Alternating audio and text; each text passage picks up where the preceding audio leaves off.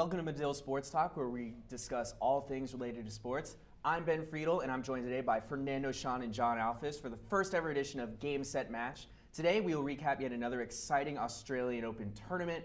Last Sunday, Novak Djokovic defeated Rafael Nadal by a score of 3-0, securing his 7th career Australian Open title. Fernando, what stood out to you during the match?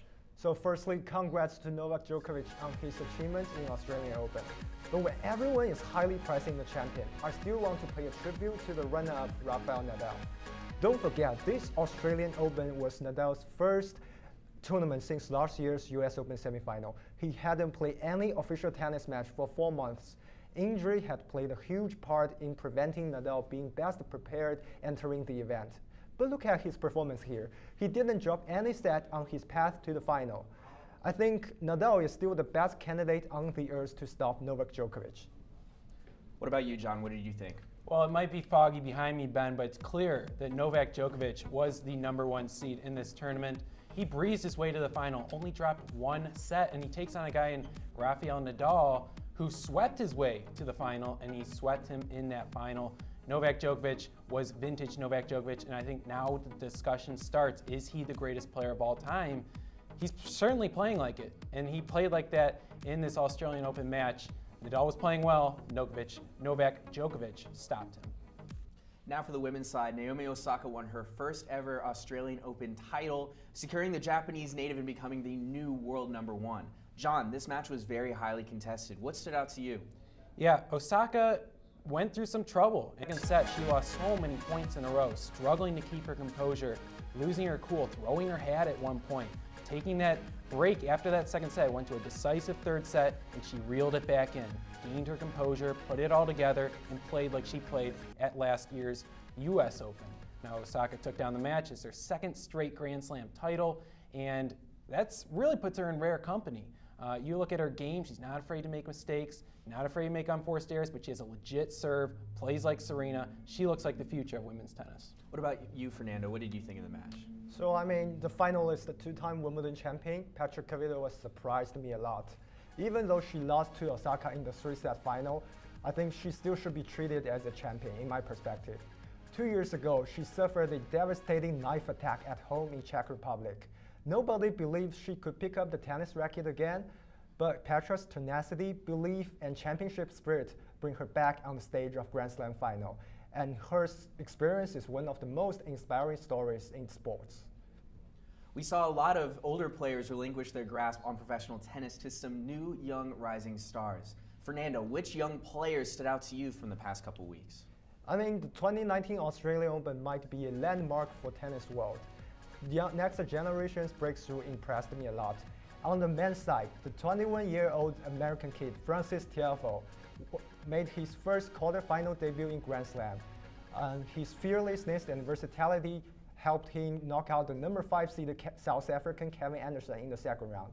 Another incredible young man, the 20-year-old Greek Stefanos Tsitsipas. He upset the legend Roger Federer in the 4th round. He went through the semifinal in the tournament. And after down by a set to Federer, his one-handed single backhand stunned everyone, including his opponent Federer. And the young Greek first time defeated his idol in Grand Slam stage.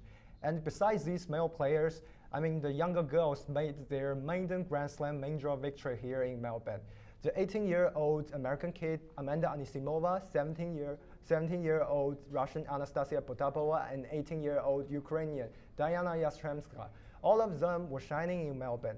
They cracked the top 100 at the end of last year. Their ranking guaranteed them directly qualify for the main draw in this year's Australian Open. And so, including the reigning Australian Open champion, Naomi Osaka, who was born in 1997. The rising stars are ready to take over the big stage. John, it seems like a lot of older players are still getting it done as well. Do you agree with that statement? Yeah, you look at the men's and you look at the women's, you look at Djokovic, Nadal, and Serena Williams. And when it got to the big stage, the quarterfinals, semifinals, and finals, they were all there. So it's certainly exciting, and there's an intriguing element with all these young players kind of rising through the ranks. But when it got to those, that quarterfinal round, Tiafoe lost. When it got to the semifinal round, Tsitsipas lost. And it got to the final, and it was Djokovic and Nadal. On the women's side, it's still Serena. Had it not been for that injury early in the third set, Serena probably would have won that match. She had a 5-1 lead in the third set, and she still, aside from some mobility issues, looks to be just as powerful as she was when she first entered the professional ranks. So I think you look at these top players between the men and women, and it's certainly exciting with these younger players coming in, but when it comes to the big matches, it's still the men and the Djokovic's, the Nadals, and the Serenas that are in those matches. Another name to dominate the headlines down in Australia was Andy Murray, who heavily alluded to retiring sometime soon. John, if the rumors are true, what do you think of Andy Murray's legacy? Andy Murray will go down as a staple in the tennis world. I mean, this is one of the most athletic players, and that might be why he has to retire so soon, because he's just so athletic. His mobility is so well. His forehand, so consistent, always getting it back. He can shoot it, he can angle it to either side of the court. Andy Murray, really, you look at his 3 Grand Slam titles. You look at what he did at Wimbledon in front of his home crowd. He won 3 Grand Slams. He very much solidified himself as one of the better men's tennis players in the world, albeit his career is cutting off short, but certainly remarkable what he did on the court. Fernando, Andy Murray's on-court achievements certainly were very impressive. What do you think about what he accomplished off the court? Yeah, John has mentioned a lot about Murray's on-court achievements. So what I want to say here is about his off-court success. I mean, Andy Murray outspoke for women on gender equality and equal prize money for a long time. He said tennis women made same sacrifices as men. And Murray was the first top male player hiring a female coach in his career. He worked with former number 1, 2-time Grand Slam champion Emily Murray-Small before, and he supported for women for a long time. So I mean, Murray's legacy is not just on the court. Most definitely. And well, it seems like we've used all of our challenges in today's match. So that means it's time for us to retire. Coming up next on Medill Sports Talk, Louis Ricard and Andre Turan are back with another segment of On the Block. We will be right back. At Northwestern, we're Wildcats in every way.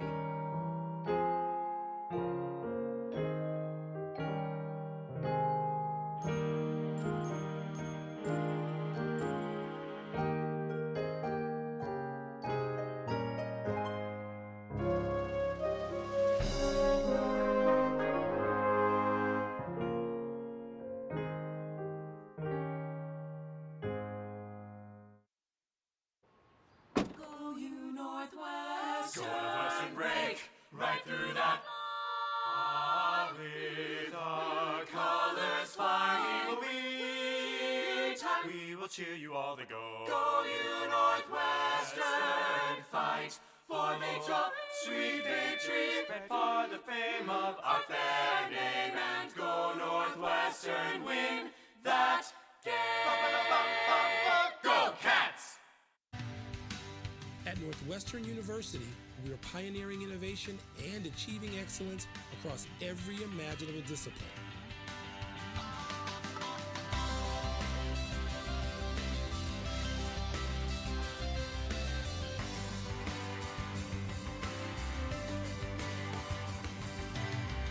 At Northwestern University, the possibilities are endless.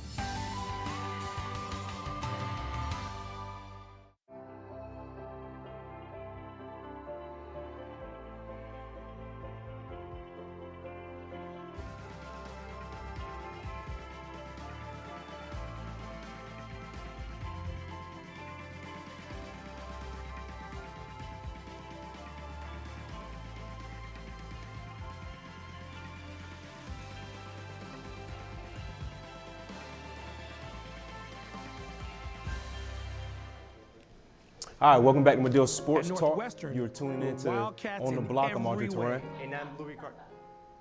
Give me another minute. All Sorry. right, all right. Okay. All right, cool. Are we too close? Or should we start close and then we spread out one after the video? Yeah.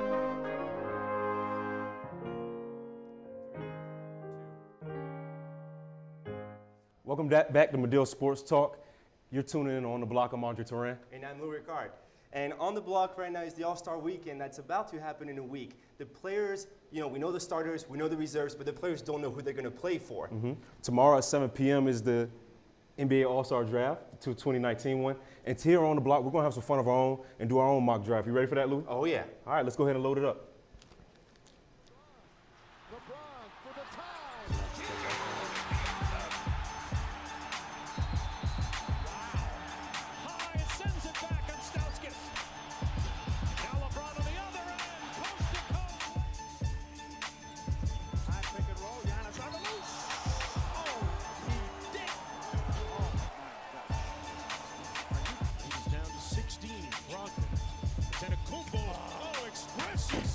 All right, so me and Louis already did a coin toss backstage. Your boy won it. So I'm going to go ahead and take the first pick for LeBron.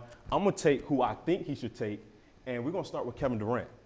Kevin actually earlier today said when he beat LeBron in 2017, he thought that he took over the title as number one. So kind of ironic here that he would take Durant, but Durant is going off, man. You see the numbers yourself. I don't have to explain much. Louis, who you got next? I mean, let's go with one of his teammates, the chef himself, Steph Curry, who's been incredible so far this season. He's having an MVP caliber season, per usual almost, and he's a guy that can shoot it from anywhere, so it's going to be a fun matchup. You want to talk about shooters? We're going to go high volume here. We're going to take James Harden. He's been tearing the league up. I don't really have to tell you what he's been doing. If you've been watching, ripping it up. Kobe says his play might be unsustainable to win a title, but this is an all-star game. We want to pour it up. Who you got? You want to go with James Harden? I'll give you one guy who can defend on him and Kevin Durant at the same time if you could. Forward Kawhi Leonard from Toronto Raptors. He's been incredible in the Eastern Conference, a lot of great defense and offense as well, and he might lead the Toronto Raptors in the Eastern Conference Finals this year. So that's for you right there. I'm cool with that. Kawhi, that's cool. I'm going to take Kyrie Irving. Ice it and dice it, baby. There's already been rumors that Irving could team back up with LeBron in LA. He could play in New York. The rumor mill is hot, just as the block is. He didn't deny wanting to re-sign with the Celtics, but it'd be good to see him team up with LeBron once again in the All-Star game. What's up next? That's true. That's a lot of rumors going around about these two. Rumors that are nowhere near this guy, though. Joel Embiid, center for Philly and the Sixers. He's been incredible, tearing it up, and there's no center so far in this draft, so I need someone to hold down the post and start, talking trash to everyone in the team. For sure. I'm going to go ahead and take Paul George here to fill out my starting five. It's a positionless league. I don't have a center. LeBron can take care of that. That's cool, whatever. Paul George, man, hot. Just shooting. Westbrook is allowing him to play in the style and flow that he wants to play in, kind of deferring, which we don't see. But I'm good to have Paul George round up my top five. You get a lot of guards around you, and I need one more of my own. I'm going to go with hometown hero here, Kardia Kemba, who's been incredibly nice to watch, so far. He's kind of have it downside in the second half of the season, but I believe that with his hometown cheering for him and his talents, Kardia Kemba will appear, and we'll see what he can do against the greats. Okay. Now, because of time restraints, we're not going to go ahead and go through the reserves. We're just going to go ahead and show you a list of who we got. With Team LeBron, go back to reserve, yeah, right here. So we're going to start with Anthony Davis. So whatever rumors there may be, we're going to start it here at the All-Star game. Why not? And so I got my boy Jokic, who's playing extremely well, and you see the rest of my team. I mean, I got to go with Mr. Triple-Double here, Russell Westbrook. He's averaging over 21 points, over 10 assists, and over 10 rebounds for the second straight year, which is incredible. He's been lighting it up with Paul George with OKC.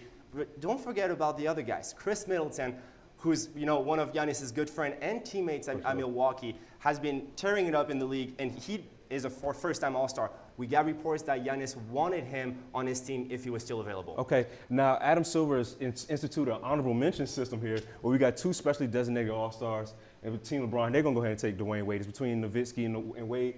Wade is going to play with his boy. He's going to take his boy. The Banana Boat crew. You got to do it. Banana Boat crew. With Giannis, we got to go with the European connection that we've seen. And so I'm going to go with my guy, Dirk Nowitzki, perennial All-Star when he was in his prime, still doing well. Maybe we'll see a dunk from him again, and hopefully, he'll inspire the rest of the team. The crazy thing is, I can't wait to see him in this weekend. He's coaching the world team in the Rising Stars. He's going to be in a three-point shootout. I'll put my money on him. I'll put my money on him. Upset alert. We might have to see and we might have to wait. But this All-Star weekend is one thing for sure. It's going to be a lot of fun to watch with all these players. The only veteran guy who we're missing is Vince Carter. We want him in a dunk competition. But what's next on the block, Louis? What's next? Well, the trade deadline is approaching, and at very fast pace with I'm so sorry about that. With tomorrow on Thursday, trade deadline. we got a big news coming from New York to Dallas. Kristaps Porzingis, the unicorn himself, who got traded alongside with Tim Hardaway Jr., Trey Burke, and Courtney Lee for Dallas's Dennis Smith Jr., who's a guard, Wesley Matthews, and center DeAndre Jordan, alongside with a couple of top first-round picks. So very interesting trade. What do you make of that, Andre?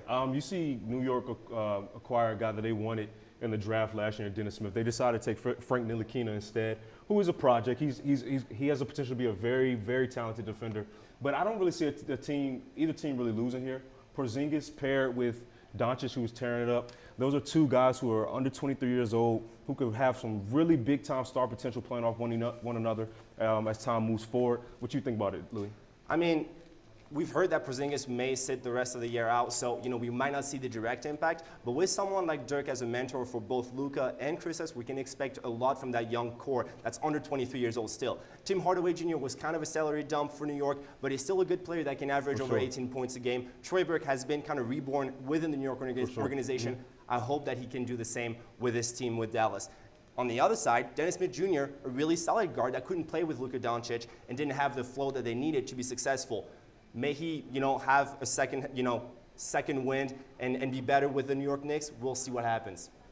Another trade, more rumors now than anything. Anthony Davis from New Orleans Pelicans.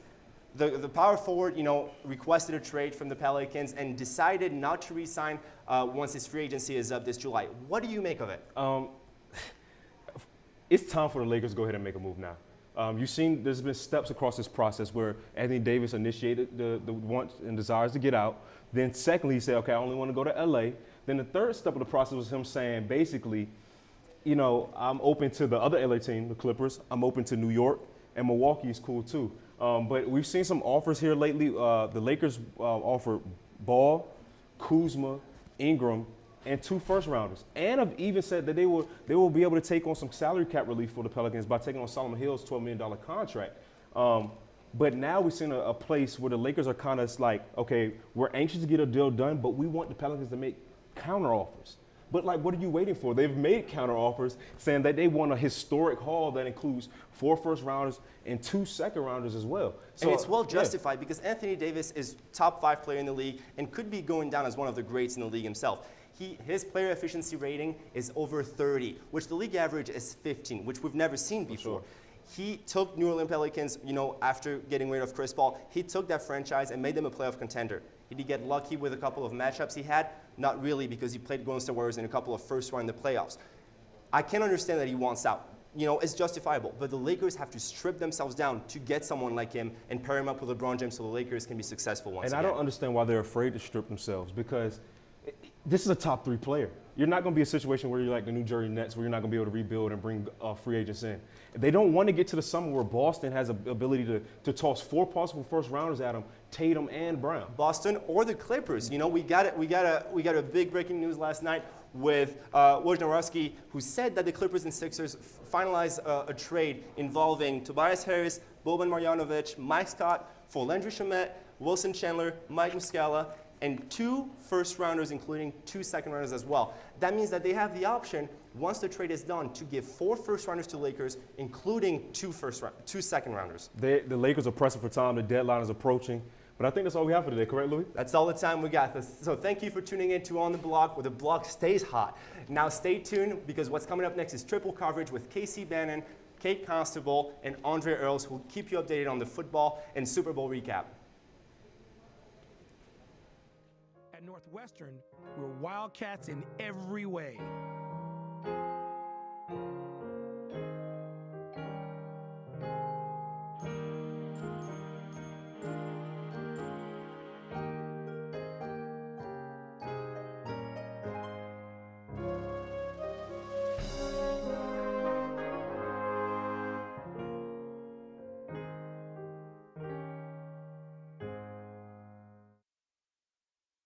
Go Northwestern, break right through that.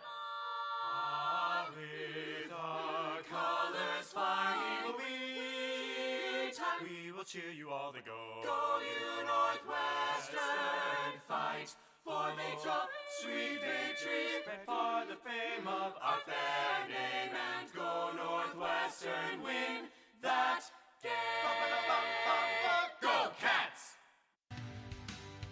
Northwestern University, we are pioneering innovation and achieving excellence across every imaginable discipline.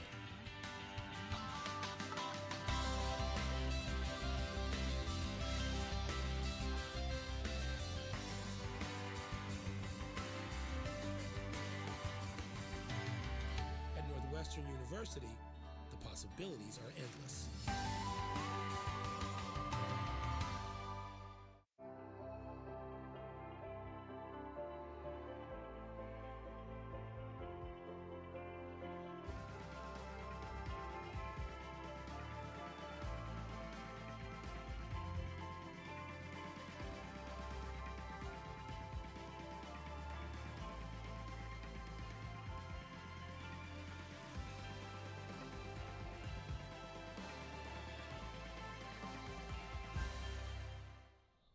What up, what up, what up? Welcome back to Medill Sports Talk. I am Casey Bannon, joined today by Andre Earls and Kate Constable. Together, we make up triple coverage. Now, guys, now that we've had a chance to recover from the excitement of Super Bowl Sunday, we will get this guy's take on the game as well. We'll talk about some Tom Brady, maybe some Rob Gronkowski, early retirements, and we're going to break down the most significant coaching changes around the league. Sound good?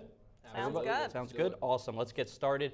We begin with Tom Brady and the Patriots winning their 6th Super Bowl. That's right, left and right hand Robert Horry. However, not in the way anybody expected. This one looked more like Super Bowl III instead of 53, and a lot of people were disappointed with the lack of memorable moments in the low-scoring game. Kate, I assume you watched the game before you started doing dishes in the 4th quarter. I did. What'd you think about it? Caught a little of the action. I wouldn't go as far as saying it was boring, but I also wouldn't say it was exciting. I think it was not what we expected, which is why a lot of people thought it was boring. I think we expected it to be a high-scoring game, a team putting up lots of points, a lot of game-changing plays, and we just didn't see that happen. Both offenses were kind of stale, in my opinion. But I think the takeaway is the defensive end. I thought that was kind of exciting, and Andre, I know that's something that you have a strong take on? Absolutely, Kate. I concur. Sort of like Trump's State of the Union, the Rams defense hit hard and fast, and so the Patriots definitely had to adjust to that. Tom Brady, he's playing against two of the best defensive tackles in tandem in the game right now. You got Ndamukong Suh, Aaron Donald coming hard, and the Rams took some gutsy chances as far as bringing safeties down to blitz, and so the Patriots played a conservative game as they should. Didn't go for any 4th and 1s, 4th and 2s, and so that's sort of how the game went. Does nobody appreciate a aesthetically pleasing defensive performance anymore? I don't think so. Okay. Based on Twitter, no. All right, okay. You guys are like 97 kids probably. I think it's safe to say that there's no better way for an athlete to call it quits than by going out on top. You saw Ray Lewis do it, Peyton Manning, Papa John's. But at 41 years old, there's been a lot of talk about Tom Brady retiring this season. Rob Gronkowski also looked good on Sunday. He's slowed down over the past few years, and there's been some grumblings about him retiring. Andre, will we see 12 to 87 in Foxborough next year? We won't, and it's not because of Tom Brady. He's already told Jeff Darlington last week that he was going to play until he's 45. Who is Jeff Darlington? Look, sorry. But Rob Gronkowski, I think we've seen the last of him. Super Bowl 53 is the last that we'll see of Rob Gronkowski in a football jersey. I think, 92 touchdowns, 9,000 yards, 4-time Pro Bowler, 3-time Super Bowl champion.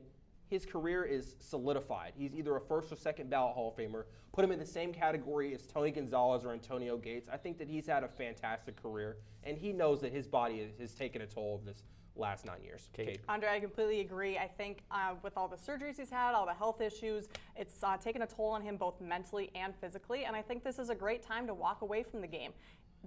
Doing it now, he gets to do it on his own terms versus maybe next year having that decision decided for him and not being able to go out on top the way he would right now. I also think he's got a heck of a career doing something else after football. Well, I was about to say, if he said this is it for him in a football jersey, what kind of jersey, what is he going to wear? Is he going to be wearing a shirt at all? Probably not. Professional partier, professional chef. Yeah. I mean, he's got options. He's got money saved up from football. He hasn't touched it. Oh, really? Yeah. Okay. Well, I'm not going to talk about it. So let's just talk about big picture now. There were several interesting hires and fires made since the end of the regular season. Cliff Kingsbury failed up. Bruce Arians came out of an early retirement, and Steve Wilkes didn't even get to year 2. with the Cardinals. Bengals hired Rams quarterbacks coach Zach Taylor, and the Dolphins purged Patriots defensive coordinator Brian Flores, both less than 24 hours after the Super Bowl. We also saw today they took wide receivers coach Chad O'Shea, from the Patriots. Andre, what's the most significant hire? Wow. I definitely think Steve Wilkes got fired prematurely from Arizona, but I'm glad to see him hired as the defensive coordinator with the Cleveland Browns. The Cleveland Browns host arguably a top 5 defense in the National Football League. So now he gets an opportunity to coach Myles Garrett, Denzel Ward, Emmanuel Ogbah, Jabril Peppers, Jamie Collins, and so many more on that defense. And so I'm excited to see what Steve Wilkes can do. I'm scared to hear what Kate's going to say. Well, I'm going to take the guy that took over for Steve Wilkes, Cliff Kingsbury, as a significant hire. And not because I like the hire, because I'm not quite sure why he's there, to be honest. Didn't have a great track record at Texas Tech, only 2 winning seasons. He did coach Patrick Mahomes and Baker Mayfield, so he knows that position very well. So I think he would have been better served as an offensive coordinator somewhere in the NFL and really had to earn his way to that head coaching position there without any head coaching experience in the NFL. I'm interested to see how this next year goes for him. Well, now that he has maybe a defense or people that are able to play defense in Arizona, that can make a difference. Things might be looking a little bit better for him there. I also personally thought that it was the sexiest hire made in the NFL and had nothing to do with football. That is it for us today. Great coverage, you guys. We'll be back next week with more updates around the league, or maybe not. I don't even know if there are updates until Antonio Brown signs somewhere. Coming up next on Medill, Sports Talk Cats. Andre, he's going to stay right here along with Alex Campbell, Nick Kenyon, and Louis Ricard for Point Taken. We'll be right back. As always, you're watching Medill Sports Talk live from Chicago. At Northwestern, we're Wildcats in every way.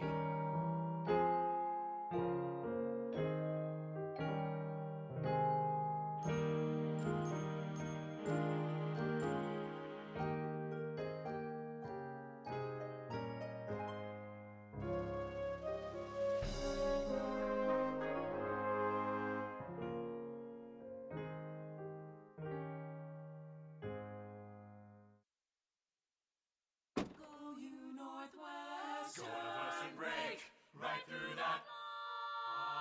With our colors flying, we will cheer you all to go. Go you Northwestern, fight for victory, sweet victory, for the fame of our fair name, and go Northwestern, win that game. Go Cats! At Northwestern University, we are pioneering innovation and achieving excellence across every imaginable discipline.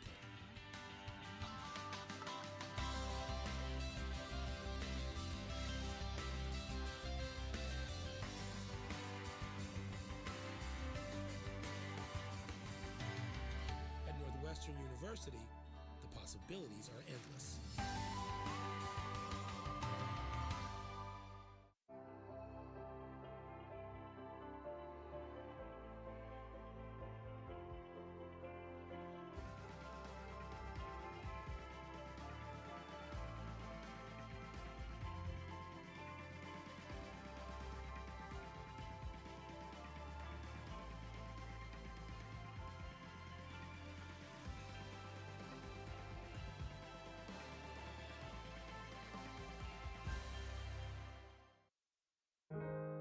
At Northwestern, we're Wildcats in every way.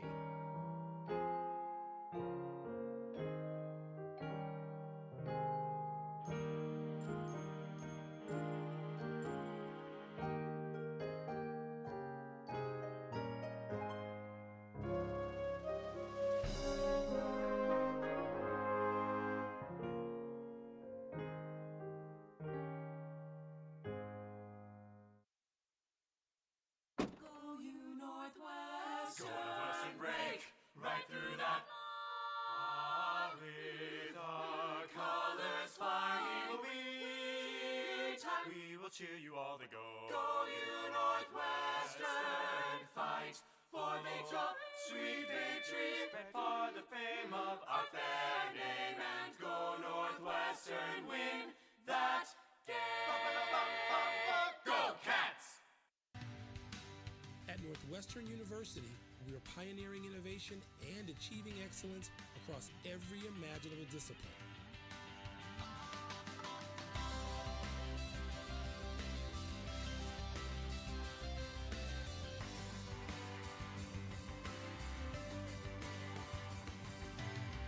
At Northwestern University, the possibilities are endless.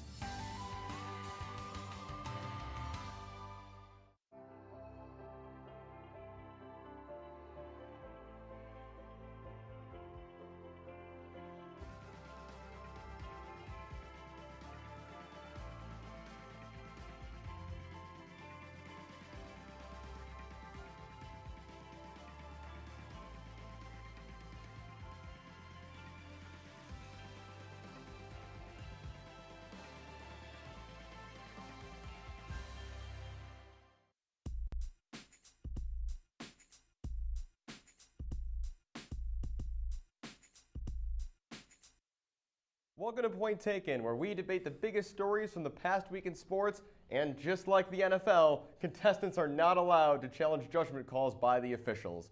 I'm your host, Alex Campbell. It is great to be back this week after the deep freeze shut down the studio a week ago. Plenty to catch up on, including the Patriots needing another hand to hold all their rings. The NBA trade deadline is fast approaching with the All-Star game around the corner, and Ricky Fowler struggles on Sunday again, but this time he gets away with it. First of all, let's meet all our contestants, and first up, you've seen him on Triple Coverage, one of MST's consistently best-dressed personalities, just back from Atlanta after watching his Patriots win another title. Andre Earls, welcome to Point Taken. Hey, Alex, glad to be here, man. Shout out to Fairfield County. Go Patriots. Next up, he talked some soccer a couple weeks ago on MST, something he does a lot of on multiple soccer podcasts to which he contributes, including with me on SoccerCast. Nick Hennion, how are you feeling about making your Point Taken debut? You're doing a fantastic job, Alex. Hopefully this doesn't come down to the best-dressed tiebreaker. I mean, we're only a few seconds in, so don't put the cart before the horse. Last but not least, you've seen him doing plenty of debate with Andre Turan as half of On the Block, all the way from the home of the reigning World Cup champions. Louis Ricard, welcome. Well, merci beaucoup, mon ami.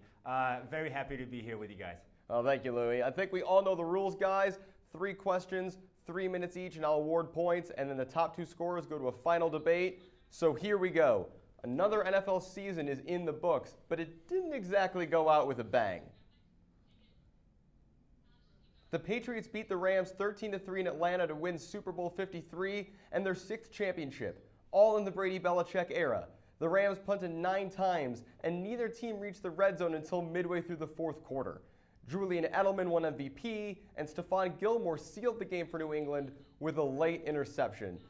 Guys, it certainly wasn't the most memorable game, that we've seen, but Andre, I'll start with you, seeing as you were there. Was this game more about great defense or struggling offenses? And what about this game, if anything, is going to be worth remembering? Well, Alex, I'll definitely say this was a defensive game. The Patriots were veterans going into it, so they knew that they could play conservative and probably win. They knew if they put this game on Jared Goff's arm that it would be a great outcome for the Patriots. And let's talk about the elephant in the room, which was that Todd Gurley was hurt. 4 for 10 in the NFC Championship game, 10 for 35 in the championship game. He had a knee injury, and he didn't disclose it, and that's really what this game came down to. The Rams could not run the ball, and they definitely couldn't throw. And so it was an inevitable loss for the Rams. Louis, do you think this game would have been different at all if we had seen a fully healthy Todd Gurley? I mean, absolutely. You have to give it to the, one of the MVP candidates this year, and who led the team and the league in touchdowns scored. But I think that it was more of Julian Edelman making the difference because no one was able to cover him. And based on that, he won the MVP. But you also got to give a shout out to Belichick for coming with a game plan as he always does and shutting down Goff and the rest of the Rams. Nick, there were some arguments that Edelman, it was weird for an offensive player like him to win the MVP award because of all the defense we saw in this game. Do you think the defense has got enough credit for the lowest scoring Super Bowl in history? Oh no, the defenses absolutely didn't get the credit that they deserve. And I think part of the problem is that we were coming off such an offensive Super Bowl. Last season, when the Patriots played the Eagles, they combined for 1,151 yards. That's the most in Super Bowl history. And I think that it's such a transition to 667 combined yards. And really, for the defense, they are absolutely not getting credit because for a Patriots defense that was struggling all season, they really came up big when it mattered. They held the Rams' rushing attack to 67 yards when they were averaging almost 175 in the playoffs up to this point. So you have to give the defense the credit. And NFL fans have to be wary of the fact that not every game is going to be like that Rams-Chiefs game we saw on Monday Night Football. You're going to get a couple of defensive struggles every now and then. It just happened to be the Super Bowl. And to add on that, I mean, if you look at it, no one stopped watching from my perspective at least. So if you don't like the Super Bowl or the way the football game is going, you can always tune out. But I liked it. I enjoyed the defensive schemes shown by both coaches. Sean McVay was really respectful and said that he got outcoached, and that's something they'll learn on going forward. I mean, yeah, and the Rams, to say they struggled is an understatement. 65 penalty yards in this game, only 62 rushing yards. I mean, where do the Rams go from here, guys? Andre, I mean, obviously I know you're a Pats guy, but can McVay get this team back here next year? Absolutely. The Rams defense, they have a nucleus. They've got to keep Talib for some years, Marcus Peters for some years, Ndamukong Suh, Aaron Donald, Brockers. They brought in Dante Fowler. So absolutely they have a nucleus to win. And don't forget, Cooper Kupp comes back off of injury, and that's really their main offensive contributor. Yeah, we'll have to see how things roll until next week. Nick, any final thoughts? Yeah, I think the Rams, it's a harder road for them to be back just because they're in a tougher conference, and that's something you have to consider. So looking at that, you know, Louis going all Trey Wingo on us is going to get the 2 points this round, and Nick throwing all those numbers from last year is going to get the 1. Sorry, Andre, but we've got a lot more time for you to make up some points. Let's get to some basketball. The NFL season might be over, but hey, the NBA season hasn't even hit the home stretch yet. The trade deadline is tomorrow night. We've already seen one blockbuster trade with Kristaps Porzingis heading to Dallas to team up with Luka Doncic, who we're going to get to more later in the show. The other big story has been Anthony Davis wanting a trade out of New Orleans. He's even been fined for making that request public. Guys, given that this is the NBA and how the Porzingis trade came out of nowhere, I don't think anything would surprise us at this point. But Louis, you're one of our basketball experts around here. Do you see there being another blockbuster before the deadline, be it involving Davis or anybody else? One thing that a lot of people tend to forget is Conley and Gasol are still on the block from the Memphis Grizzlies. Mike Conley is one of the most underrated point guard in my opinion and has led the Memphis franchise in almost every category possible. There's a lot of rumors going around between Utah and Memphis about acquiring Conley for Rubio and a potential, a couple of picks that Memphis want. We don't know exactly where things are, but things could heat up as the trade deadline is approaching really fast. Nick, you think we're going to see anything in these next 24 hours that's going to be meaningful? We have to. I mean, as Louis mentioned, he didn't throw out any possible trades, but I'll do that for you with my ESPN trade machine help. But the Grizzlies are going nowhere faster than a fighter jet right now, so they have to get rid of Conley and Gasol while they have the chance. Conley would fit in great in a place like Detroit, and Gasol, really, he can go to that small market in Charlotte and pair well with Kemba Walker. But I think there's another trade that's coming down the pipeline. That's Bradley Beal. The Wizards they have no chance of making the playoffs right now. And Bradley Beal is a great piece for them to start their rebuild while John Wall is out hurt. So what I want to see, of course, is for Beal to go to my Phoenix Suns, who have a plethora of young talent that have done fewer things than a Kardashian sister at this point. No, sir. And really, I think realistically, though, I think we're going to get a swap of unhappy players, and that's going to be Toronto and Washington swapping Kyle Lowry and DeLon Wright for Bradley Beal and Thomas Satoransky. We're getting really into the trade machine here. Andre, set him straight. So look, let's talk about the 76ers trade that just happened last night. They get Tobias Harris, who's going to be a good fourth option, and they also get a protected pick. So if things don't work out, then the Sixers are safe. They only had to give up Landry Shamet and a couple other pieces, and also, it's disappointing that the Anthony Davis trade didn't get off the block, but I think that the Pelicans are going to have some great options this offseason. Yeah, I mean, certainly we're going to see a lot still to come here, but with the whole Davis sweepstakes, guys, real quick, one from each of you. Assuming Davis gets moved in the next 24 hours, where does he go? Louis, I'll start with you. I mean, you have to think that the Lakers might give everything away for him, and I think that's the most idealistic place for him and also for LeBron. So I'm going to stick with the Lakers here if they make a last-minute offer that's going to strip them down of every single piece they have. Nick, where's Davis going? He's not going. He's going to stay here through the summer. The Pelicans are overplaying their hands so much right now. They're trying to turn a two-jack-off suit into a royal flush. That's just not going to happen. The Lakers aren't going to mortgage their future. I don't think any team will. I think he'll go to Boston in the summer. Andre, how about you? Anthony Davis, is he moving, and where's he going? I'm going to tell you where he should go. He should go to Boston. Now, I know that there's been some counter information saying Shocking. that he shouldn't go to Boston. However, If they're not going to trade him to the Lakers because obviously they don't want to see LeBron have any success with Anthony Davis, then they should wait, peddle their options, and try to get Kyrie plus maybe some draft picks plus some other players from the Celtics. I think that would be a great option. At the end of the day, it's still a business decision, and the Pelicans will do what's best for them. So I do expect them to. The to Pelicans hold aren't getting 6 to 8 picks. That's just the bottom line. Yeah, I mean, I don't know what we're going to see happen here, guys. I mean, it's all really all speculation at this point. Looking at the discussion, you know, Andre, I love your passion in focusing on what we do know. You're going to get 2 points for this round. And Nick, I think you got a little too into the train machine on that one, so Louis is going to take the other point from round 2. But we've got one more question before someone's got to go home. As hard as it may be to believe with how crazy the weather's been in Chicago the last few days, it was almost as nice as it was in Phoenix over this past weekend. Despite the rain down in Arizona, golf's biggest party went on as scheduled at the Waste Management Phoenix Open. Ricky Fowler entered the final round as the leader, a position from which he had won only once in 6 tries going into Sunday.